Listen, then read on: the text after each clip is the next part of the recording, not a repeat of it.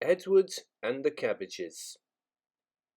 Edward's branch line runs from the station at the bottom of Gordon's Hill.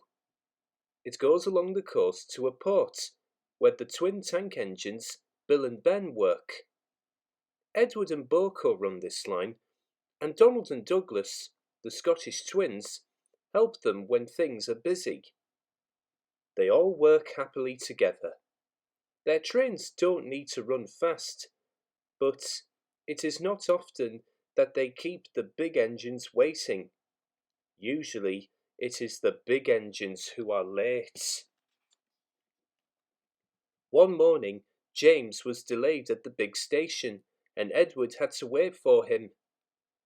When at last he could start, he wanted to hurry to make up for lost time.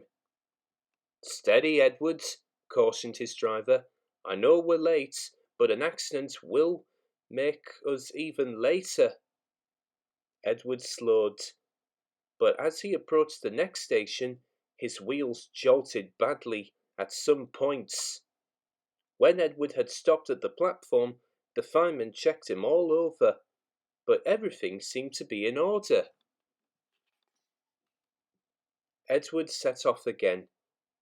He was beginning to gain speed, but he began to feel funny. "My front's all wobbly," he complained. Scarcely had he said it, then the fireman saw something bumping along the line beside them. "Jiminy Christmas, look at that!" he exclaimed. Quickly, the driver crossed the cab, and both watched in horror as a round metal object rolled along beside them like a hoop. After a while, it hit a stone and bounced away into a field. Very carefully, the driver applied the brakes, and Edward came safely to a halt. He was glad because his front now felt very loose.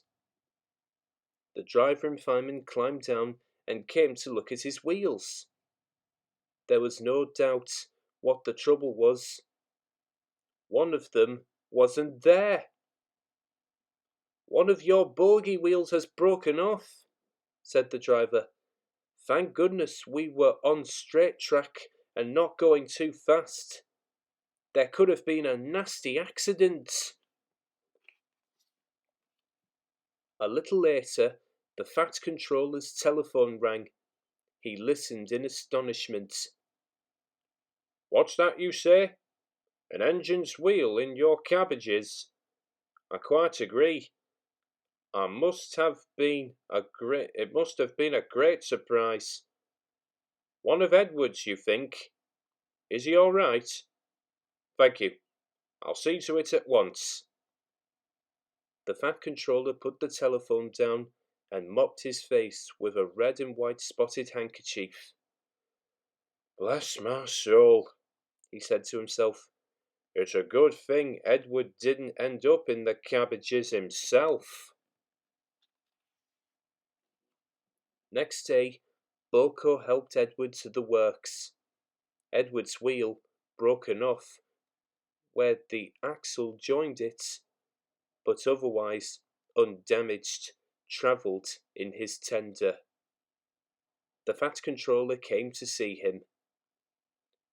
"You had a lucky escape, Edward," he said, "but there's no harm done. I just hope we can get you mended before the Golden Jubilee celebrations. Oh, and by the way, the farmer says that if your driver wants cabbages in future, there are much safer ways of cutting them."